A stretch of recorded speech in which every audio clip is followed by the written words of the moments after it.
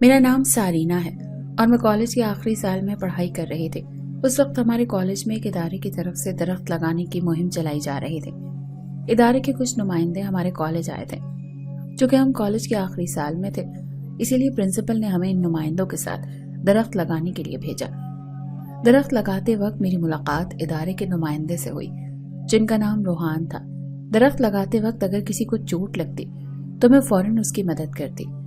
میرا یہ رویہ روحان کی نظروں میں آ گیا۔ انہوں نے مجھے اپنا نام بتایا اور کہا، کچھ مہینوں میں تمہارا کالج ختم ہو جائے گا۔ جب تم کالج ختم کر لوگی تو اگر چاہو تو میرے ساتھ کام کر سکتی ہو۔ مجھے خاص طور پر نوکری کی ضرورت نہیں تھی، کیونکہ کالج ختم ہوتے ہی میرے پاپا نے مجھ سے کہا تھا کہ تم جو بھی کرنا چاہو کر سکتی ہو۔ پیسے کمانے کی کوئی مجبوری نہیں تھی، کیونکہ میرے پاپا کا کپڑوں کا کاروبار اچھا چل رہا تھا۔ میں اپنے والدین کی اکلوتی بیٹی تھی اور پاپا نے مجھے پوری آزادی دے رکھی تھی۔ سماجی خدمت کا شوق ہونے کے باعث میں نے کہیں اور نوکری تلاش کرنے کے بجائے سب سے پہلے روحان کو فون کیا۔ ادارے میں کام کرنے والے لوگ بہت کم ہوتے ہیں، کیونکہ سب کو سماجی خدمت کا شوق نہیں ہوتا۔ روحان نے مجھے فوراً اپنے دفتر میں بلایا۔ روحان وہاں کے ہیڈ تھے اور ادارے میں لڑکے اور لڑکیاں دونوں ہی کام کرتے تھے۔ دفتر میں بیٹھتے ہی انہوں نے مجھ سے کہا، ہمیں کبھی بھی کسی گاؤں جانا پڑ سکتا ہے یا ایمرجنسی آ سکتی ہے، اسی لیے ہمیشہ تیار رہنا ہوگا۔ کچھ اداروں سے ہمیں روپے ملتے ہیں جس سے تمہیں ہر مہینے 10,000 دیے جائیں گے۔ میں نے کہا، روحان جی، مجھے روپے ملیں یا نہ ملیں کوئی فرق نہیں پڑتا۔ میں یہاں پیسے کے لیے نہیں بلکہ اپنی تسکین کے لیے کام کرنے آئی ہوں۔ روحان نے مجھ سے ہاتھ ملاتے ہوئے میرا استقبال کیا۔ اس دن سے میں نے وہاں کام کرنا شروع کر دیا۔ پہلے مہینے میں روحان نے مجھے کئی جگہوں پر لے گئے، کبھی یتیم خانے کے لیے چندہ اکٹھا کرنے کے لیے، کبھی پہاڑوں میں رہنے والے لوگوں کی مدد کرنے کے لیے۔ پچھلے 1 مہینے میں روحان کے ساتھ کئی مختلف جگہوں پر جا رہی تھی۔ 1 مہینے کے بعد میں نے ان کے رویے میں تبدیلی محسوس کی۔ روحان کی کالج کی سہیلی روزینہ وہاں آئی تھی۔ وہ بہت بدل گئی تھی۔ اس کے مہنگے کپڑے، جولری اور اس کا رہن سہن دیکھ کر میں حیران تھی۔ روزینہ ایک سادہ گھرانے کی لڑکی تھی۔ اس کی ماں چھوٹے موٹے کام کر کے گزارا کرتی تھی۔ روزینہ جب روحان کے کیبن سے باہر آئی تو میں اس کے سامنے جا کر کھڑی ہو گئی۔ میں نے اس سے پوچھا، کالج ختم ہوتے ابھی 2 مہینے ہی ہوئے ہیں، تم یہاں کب سے کام کر رہی ہو؟ اس نے بتایا کہ اس نے روحان کے یہاں میرے جوائن کرنے سے 10 دن پہلے ہی جوائن کیا ہے۔ اس نے کہا، اس ادارے کی وجہ سے مجھے ایک اچھی زندگی ملی ہے۔ یہاں کام کرنے کے بعد سے میں اچھا پیسہ کما رہی ہوں۔ میرے رہن سہن سے تمہیں سمجھ آ رہی ہوگی کہ وہاں کام کرنے والی لڑکیاں اتنی جلدی امیر کیسے ہو جاتی ہیں۔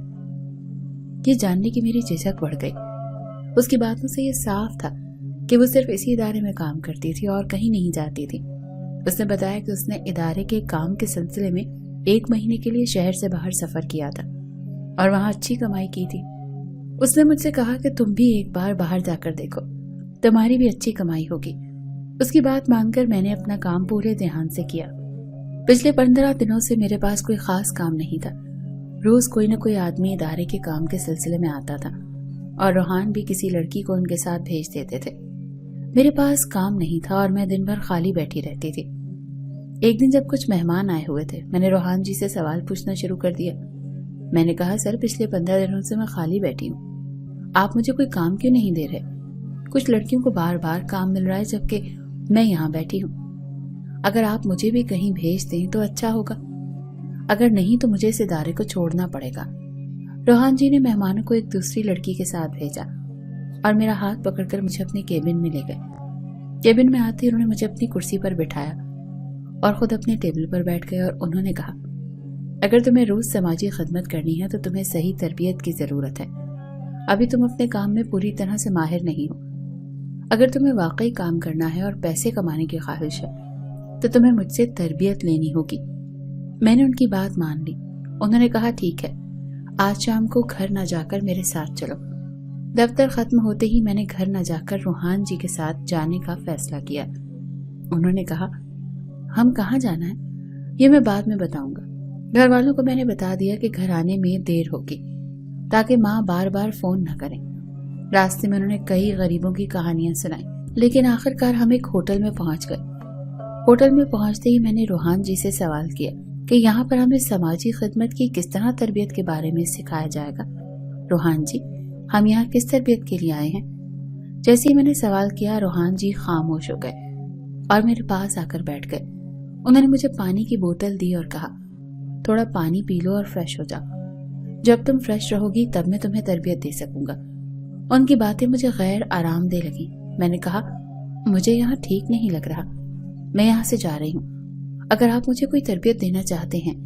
جیسے ہی میں نے اٹھنے کی کوشش کی روحان جی نے میرا ہاتھ پکڑ لیا اور کہا اتنی جلدی ٹھیک نہیں ہے۔ مجھے ان کی نیت ٹھیک نہیں لگی، اسی لیے میں نے ان کا ہاتھ جھٹک دیا۔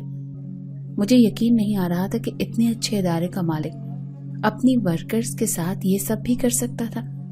اس لیے اس دن میں غصے کے مارے اس ہوٹل سے باہر نکل گئی۔ میں نے طے کر لیا کہ چاہے جو بھی ہو جائے اب میں اس ادارے میں کبھی کام نہیں کروں گی۔ اگلے دن میں نے دفتر نہ جانے کا فیصلہ کیا تو میری ماں نے پوچھا کہ میں آج دفتر کیوں نہیں گئی، تو میں نے اسے بتایا کہ میں نے کچھ دن کی چھٹی لی ہے۔ اس دن کے بعد 3 اور دن گزر گئے اور میں گھر پر ہی رہی۔ بار بار روحان جی کے فون کال آ رہے تھے، میں نے ان کا نمبر بلاک کر دیا۔ پھر بھی انہوں نے سینکڑوں میسیجز بھیجے، مسلسل ان کی معافی والے میسیجز میرے موبائل پر آ رہے تھے۔ میں نے من ہی من ٹھان لیا تھا کہ اب میں کبھی بھی روحان جی کے سامنے نہیں جاؤں گی، لیکن اگلے کچھ دنوں میں ایسا کچھ ہوا جس کی ہم نے کبھی سوچا بھی نہیں تھا۔ اس دن بھی روز کی طرح میرے والد اپنی دکان پر گئے۔ میرے والد گھر سے صبح 8:30 پر نکلتے اور ٹھیک 10 بجے دکان پر پہنچتے تھے۔ اس دن دکان پہنچتے ہی میرے والد کا گھر پر فون آیا۔ والد نے ماں سے کیا کہا یہ مجھے نہیں پتا، لیکن والد کا فون اٹھاتے ہی ماں کی آنکھوں سے آنسو بہنے لگے۔ میں نے ماں کے ہاتھ سے فون لیا اور تب مجھے پتا چلا کہ والد کی دکان میونسپلٹی نے توڑ دی ہے۔ والد نے لاکھوں روپے خرچ کر کے جس جگہ پر دکان بنائی تھی وہ جگہ قبضہ شدہ علاقے میں تھی۔ اس کا انہیں اندازہ بھی نہیں تھا۔ میرے والد نے جس شخص سے وہ جگہ خریدی تھی اس نے جعلی کاغذات بنا کر اس کو بیچا تھا۔ میرے والد نے 12 سال تک اس جگہ پر دکان چلائی، لیکن 12 سال بعد میونسپلٹی کی نظر میں وہ قبضہ شدہ بن گیا تھا۔ میرے والد نے کوئی غلط کام نہیں کیا تھا، بلکہ انہیں دھوکہ دیا گیا۔ اس وقت ہم کچھ بھی نہیں کر سکتے تھے کیونکہ جس شخص نے جگہ بیچی تھی وہ فرار ہو چکا تھا، جبکہ حکومت نے میرے والد پر 14 لاکھ روپے کا جرمانہ لگایا۔ اگر والد جرمانہ نہیں بھر پاتے تو انہیں 1 سال کی جیل ہو سکتی تھی۔ والد کی تمام بچت اسی جرمانے میں خرچ ہو گئی۔ اچانک ہمارے اوپر غموں کا پہاڑ ٹوٹ پڑا۔ کچھ دن گزر گئے اور گھر میں ایک عجیب سی خاموشی چھائی رہی۔ ماں اور والد نے خوشی سے کھانا بھی نہیں کھایا۔ میں نے ماں اور والد کی باتیں سنی۔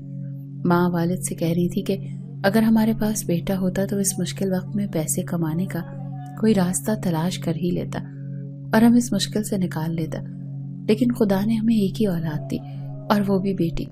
ہماری بیٹی جلد کچھ نہیں کر سکتی۔ یہ ماں کو لگ رہا تھا۔ ماں کی باتیں سن کر مجھے لگا کہ میں اپنے ماں باپ کے لیے کسی کام کی نہیں ہوں۔ میں نے خود کو بہت کچھ سمجھایا۔ والد کی کمائی ٹھیک چل رہی تھی، اس لیے میں نے کام کرنے کی ضرورت محسوس نہیں کی۔ اس رات ماں کی باتیں سن کر میں اپنے کمرے میں چلی گئی۔ میری آنکھوں میں آنسو تھے۔ ماں کی باتوں نے مجھے محسوس کرایا کہ میں اپنے ماں باپ کے لیے کچھ نہیں کر پا رہی ہوں۔ میں خیالات میں ڈوبی ہوئی تھی کہ اچانک میرے موبائل پر روحان جی کی کال آئی۔ میں نے فون اٹھایا اور انہیں بتایا کہ میں کل ہی اپنی سروس میں آؤں گی۔ اگلے دن میں اپنی سروس انسٹیٹیوٹ پہنچی۔ وہاں جا کر مجھے روزینہ ملی۔ وہ اپنی ایک دوست کو انسٹیٹیوٹ جوائن کرانے لائی تھی۔ اس کی دوست اس کے بدلتے لائف سٹائل دیکھ کر متاثر ہو گئی تھی۔ اپنی سروس میں کام کرنے کے بعد روزینہ کی مالی حالت بہت بہتر ہو گئی تھی۔ اس نے مجھے بتایا کہ اب وہ اپنا گھر خریدنے والی تھی۔ اس وقت میں اپنی سروس میں سوشل ورکر کے طور پر نہیں بلکہ پیسے کمانے کی امید میں آئی تھی۔ میں روحان جی کے کیبن میں گئی۔ مجھے دیکھ کر وہ مجھ سے معافی مانگنے لگے۔ میں نے کہا آپ کو مجھ سے معافی مانگنے کی ضرورت نہیں ہے، جو ہوا وہ میں بھول چکی ہوں۔ آپ مجھے بتائیں کہ روزینہ اور دوسری لڑکیاں یہاں سے اتنا پیسہ کیسے کماتی ہیں؟ آج میں یہاں پیسے کمانے کی امید میں آئی ہوں۔ روحان جی ہنس کر بولے تم فکر مت کرو، تم اتنی خوبصورت ہو کہ تمہیں زیادہ محنت کرنے کی ضرورت ہی نہیں پڑے گی۔ اگلے 15 دنوں میں تمہاری زندگی بدل دوں گا۔ اس دن شام کو روحان جی مجھے اسی ہوٹل لے گئے جہاں پہلے لے کر گئے تھے۔ وہاں پہنچتی انہوں نے مجھ سے بےہودہ باتیں کرنا شروع کر دی۔ انہوں نے کہا تمہاری ٹریننگ کا پہلا مرحلہ یہی ہوگا، اگر تم مجھے متاثر کر پائیں تو سمجھو تم دولت مند ہو جاؤ گی، اگر میں تم سے متاثر ہو گیا تو تمہارے پاس کام ہی کام آئے گا اور تم بہت پیسہ کماؤ گی۔ میں نے روحان کو اوپر سے نیچے تک دیکھا. وہ 40 سال کا تھا اور مجھ سے تقریباً 15 سے 16 سال بڑا تھا. میں نے کہا سر آپ کی تو میری عمر کی بیٹی ہوگی. اگر آپ کو سمجھ میں آتا ہے تو یہاں رکیں ورنہ جا سکتی. میں نے روحان جی کو پہلے ہی اپنی مجبوری بتا دی تھی. میں نے کہا آپ مجھے ایسے ہی جانے نہیں دیں گے. یہ مجھے پتا ہے کہ آپ مجھ سے جس چیز کی امید کر رہے ہیں وہ بھی سمجھ میں آ گئی ہے. فی الحال میں ان چیزوں کے لیے تیار نہیں ہوں، لیکن آج نہیں تو کل ہمارے درمیان وہ رشتہ ضرور بنے گا. لیکن جب تک میرا دل نہیں مانتا تب تک ہم کچھ دن باتیں کر کے وقت گزار سکتے ہیں. روحان کو میری بات صحیح لگی. اس نے کہا آج تک میں نے جتنی بھی لڑکیوں سے ملاقات کی ہے ان میں تم بہت الگ ہو. تمہاری خوبصورتی اور سمجھداری انوکھی ہے. اگر تمہاری خواہش ہو تو میں تم سے شادی کرنے کے لیے تیار ہوں، لیکن ہاں تم میری دوسری بیوی بنو گی، یہ میں پہلے ہی واضح کر رہا ہوں. مجھے اس عمر رسیدہ شخص سے شادی کرنے کی بالکل بھی خواہش نہیں تھی. اس وقت میرے دماغ میں صرف میری ماں کے الفاظ گھوم رہے تھے. اس کی غلط فہمی تھی کہ میں ایک لڑکی ہوں اسی لیے میں کچھ نہیں کر سکتی. ان کے الفاظ سے میری خود اعتمادی کو براہ راست چوٹ پہنچائی تھی. میری آنکھوں کے سامنے صرف اور صرف پیسہ گھوم رہا تھا. اسی پیسے کے لیے میں اس عمر رسیدہ کے ساتھ ہوٹل کے کمرے میں بیٹھی تھی، مگر میں نے اسے اپنے قریب نہیں آنے دیا. مگر میں نے اس کے ساتھ بدتمیزی نہیں کی. وہ اسی میں خوش تھا کہ میں پہلے کی طرح اس کا ہاتھ جھٹک کر چلی نہیں گئی تھی. تقریباً 3 گھنٹے تک میں ہوٹل کے کمرے میں روحان کے ساتھ بیٹھی رہی. 3 گھنٹے سے وہ مجھے محبت کی باتیں کر رہا تھا. میں بھی اس کی ہاں میں ہاں ملاتی رہی کیونکہ مجھے اس کی باتوں میں بالکل بھی دلچسپی نہیں تھی. اس دن اس نے مجھ سے جو محبت کی باتیں کی تھی ان کے لیے بھی اس نے خود سے مجھ سے پیسے دیے تھے. بغیر کوئی کام کیے میرے ہاتھ میں 50,000 آ گئے تھے. گھر پہنچتے ہی میں نے ان پیسوں کو اپنی الماری میں سنبھال کر رکھ لیا. میں نے طے کر لیا تھا کہ ایک اچھی رقم جمع کر کے میں اسے اپنی ماں کے ہاتھوں میں دوں گی. اگلے دن بھی کام کے بہانے میں اس کے ساتھ ہی تھی. روحان مجھے کبھی 5,000 تو کبھی 10,000 دے رہا تھا. پچھلے 10 دنوں سے میں نے روحان کے ساتھ کافی گئی اور مل گئی تھی. ایک بار میں نے اس سے سوال کیا کہ اب جب ہمارے درمیان ایسا رشتہ بن چکا ہے تو کیا روزینہ جیسی لڑکیاں بھی اس طرح کے کام کر کے پیسے کماتی ہیں؟ روحان نے مجھے وہ جواب نہیں دیا جس کی مجھے امید تھی. اس نے بس مسکرا کر میری بات ٹال دی. اس دن امان مجھے ہوٹل میں لے گیا. کمرے میں جاتے ہی امان میرے قریب آنا شروع ہو گیا، مگر میں نے اسے ایسا کرنے سے روک دیا. میں نے کہا ابھی بھی میرا دل تیار نہیں، لیکن روحان میری بات سننے کو تیار نہیں تھا. وہ بولا اب بہت ہو گیا، تمہارے ساتھ گھومنے کی میری خواہش بھی میں نے پوری کر لی ہے. اب مجھے زیادہ مت ترساؤ، تمہیں جتنا پیسہ چاہیے میں تمہیں دے دیتا ہوں. روحان نے ایک خاص رقم بتائی. وہ مجھے 12 لاکھ روپے دینے کو تیار تھا. روحان مجھ سے کہنے لگا اب تم مجھ سے زیادہ بہلاؤ نہیں، میں تمہیں 12 لاکھ روپے دینے کو تیار ہوں. اس کے بدلے تم مجھے وہ چیز دے دو جو مجھے چاہیے. اس کے ساتھ ہی وہ وقت گزارنے کے لیے جب میرے بہت قریب آیا تو مجھے سب کچھ ناگوار گزرنے لگا. بچپن میں میرے والدین نے مجھے اچھی تعلیم و تربیت دی. یہ سب کچھ نہیں سکھایا تھا. میں باقی لڑکیوں کی طرح نہیں تھی. یہ بات آج مجھے یہاں سمجھ آ گئی. اسی لیے میں نے روحان کو خود سے دور کر دیا اور اسے 2 ٹوک الفاظ میں کہا دیکھیں روحان جی، بھلے آپ جتنی دولت دے دیں مگر اس کے بدلے میں اپنی عزت کو داؤ پر نہیں لگانا چاہوں گی. میں نے قریب آتے روحان کو خود سے دور کرنے کی کوشش کی. اس نے مجھ سے زبردستی کرنے کی کوشش کی. میں روحان سے جان چھڑانا چاہتی تھی، اسی لیے میں نے اپنی دوست کو فون کیا جو اکثر اسی علاقے میں رہتی تھی جسے ہوٹل میں روحان مجھے لے کر آیا تھا. اسی ہوٹل میں کچھ غیر قانونی سرگرمیاں ہو رہی تھیں، جیسے کہ میں نے اپنی دوست کو فون کر کے روحان کی ساری حرکتوں کے بارے میں بتا دیا. وہ چونک گئی کیونکہ میری اس دوست کا تعلق ایک ٹی وی چینل سے تھا اور اسے ایسی خبروں کی تلاش رہتی تھی. اس کے پاس یہ بہت سنہری موقع تھا، اسی لیے میری بات سنتے ہی وہ تھوڑی ہی دیر میں وہاں پہنچ گئی.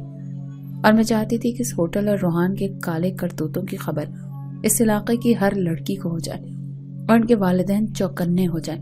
اسی لیے میں وہاں سے بھاگی نہیں بلکہ اپنی دوست کے آتے ہی خود اس کے چینل کے کیمرے کے سامنے آئی اور سب کو یہ بات بتا دی.